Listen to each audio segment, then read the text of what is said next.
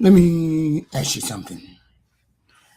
When a federal agency that's responsible for national security files a pilot because a blanket was left behind on a plane, you got to ask yourself, what's really going on inside that building?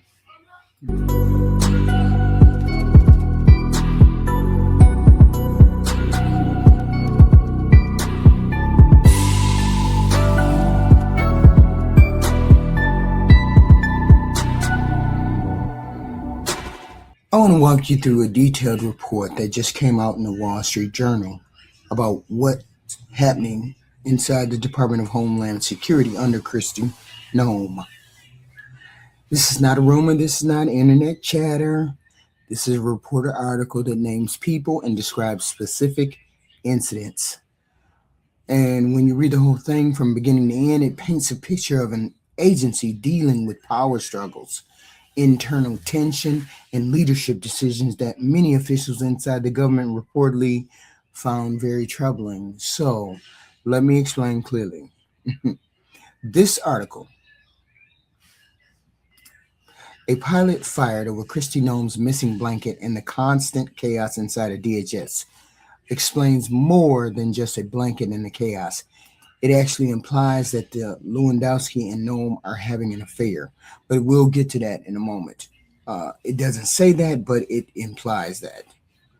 The article explains that the situation inside DHS intensified after a shooting in Minneapolis, the shooting of Alex Petty. Federal agents shot and killed a man named Alex Petty during an immigration enforcement operation.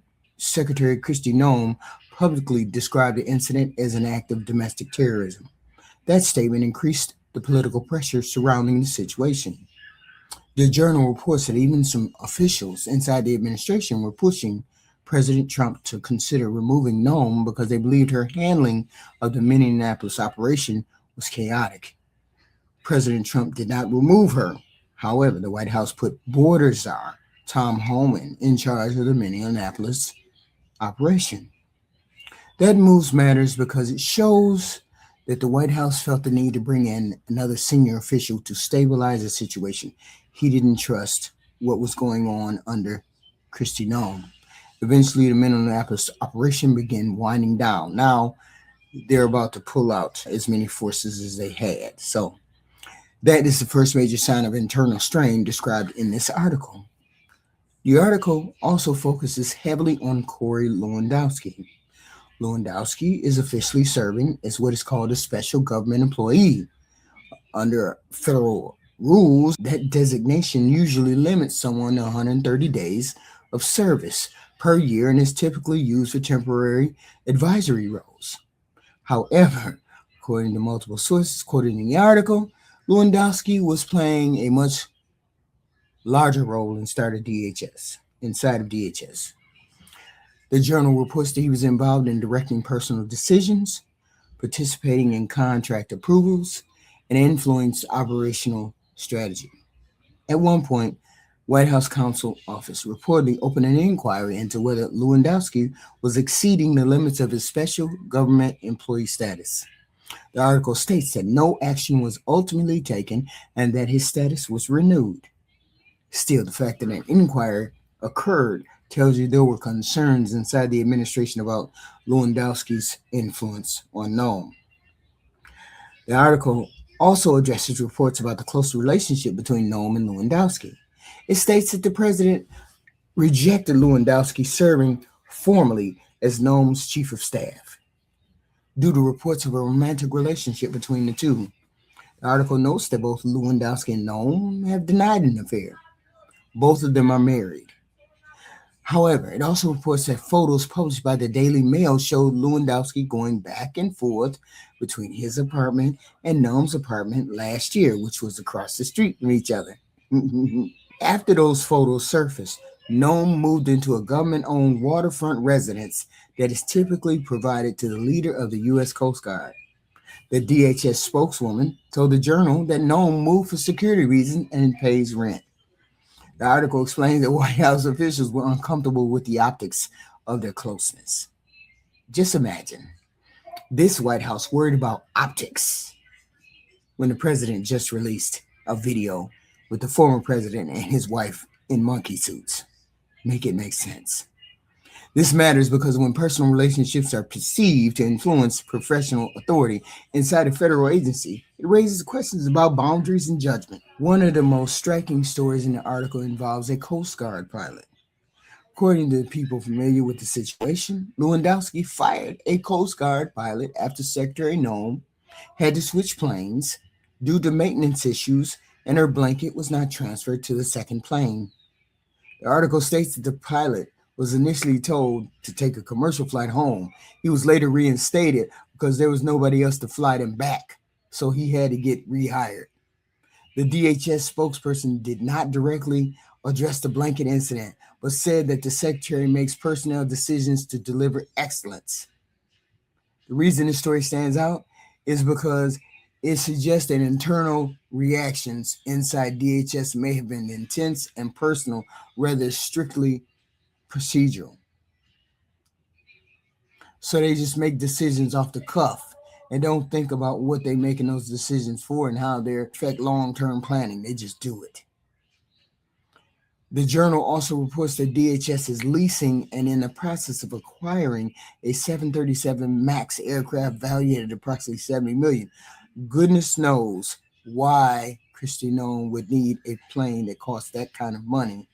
I don't know. Is it worth it? We don't know.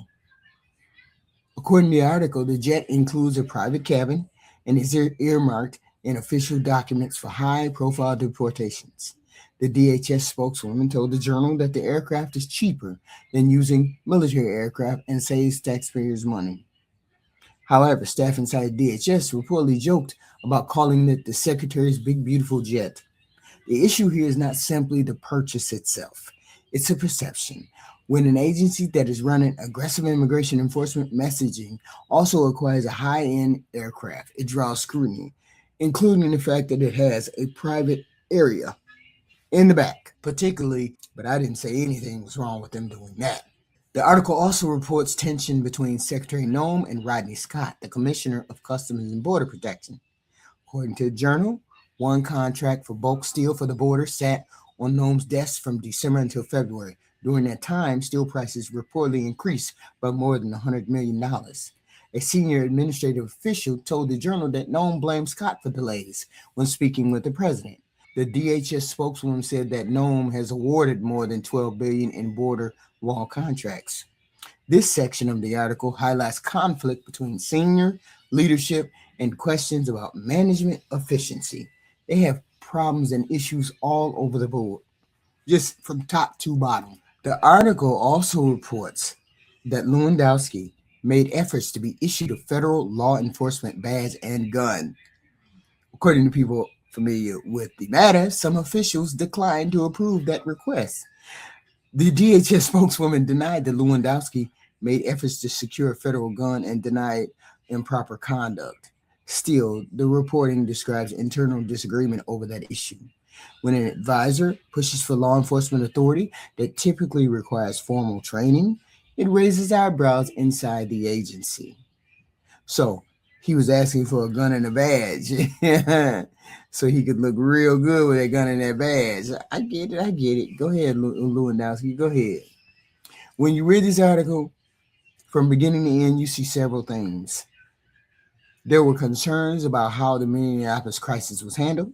There were reported tensions between Noem, Lewandowski, Tom Homan, and Rodney Scott. There were internal shakeups in leadership positions. There were optic concerns surrounding a reported close relationship between Lewandowski and Noem. There were contract delays and spending questions. None of these issues alone necessarily prove wrongdoing, but taken together, they suggest that DHS under Noem has experienced internal strain, management controversy, and political tension. And that is why this report is significant. President Trump has publicly stated that he continues to have confidence in Noem. The DHS spokeswoman has defended the department's actions and denied allegations of misconduct. However, the Wall Street Journal article documents that multiple current and former officials inside the administration expressed concern about leadership style, management decisions, and internal power dynamics. When that many concerns surface in one report, it deserves careful attention. This is not about gossip. This is about how a major national security agency is being run. And that is a conversation we're having. So, it was suggested that Noem and Lewandowski are having an affair. It has not been proven, but according to sources, they're not trying to hide this. So, we will await a more updated version. Check this article out in the Wall Street Journal. It's a long read, but it's an interesting read, and it shows you the upheaval that is going on in the departments under Kristi Noem. And this is what experience or inexperience brings you in an agency when you have people who have never done it before. They fired at least 80% of the long-term career professionals in that agency. So you have all new people, 20% that are old, and you have 80% that are new in the agency. You're going to make a lot of mistakes, and apparently we saw a lot of those mistakes in Minneapolis. So just stay tuned. You'll probably hear about some more.